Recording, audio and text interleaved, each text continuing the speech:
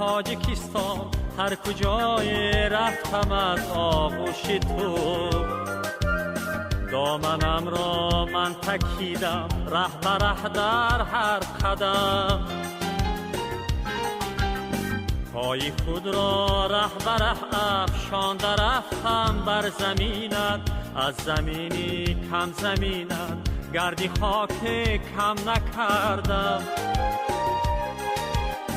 پای خود را ره به ره افشانده رفتم بر زمینت، از زمینی کم زمینت گردی خاک کم نکردم.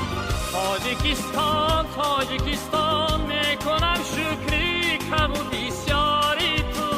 میکنم شکران از آزرم و از آزاری تو، از تو من ثروت نمیخواهم، وطن هستی وطن هستی بس است، با خس و خارت برابر زندگی کردن بس است، از تو من ثروت نمیخواهم، وطن هستی وطن هستی بس است، با خس و خارت برابر زندگی کردن بس است.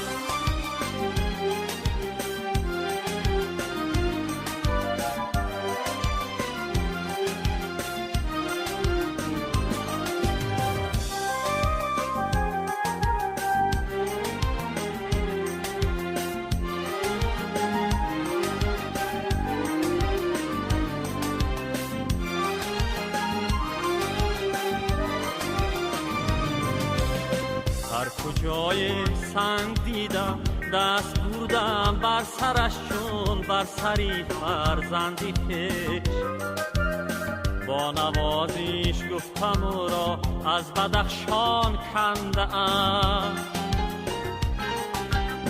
با نوازش گفتم او را از بدخشان کنده ام، طفل شیرکاری مرا از بند پیستان کنده ام، با نوازش گفتم او را از بدخشان کنده ام، طفل شیرخواری مرا از بند پیستان کنده ام. تاجیکستان تاجیکستان میکنم شکری کم و بسیاری تو، میکنم شکران از آزرم و از آزاری تو،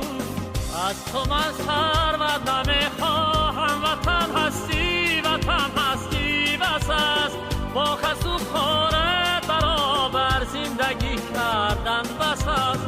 از تو من ثروت نمیخواهم، وطن هستی وطن هستی بس است، با خس و خارت برابر زندگی کردن بس است، با خس و خارت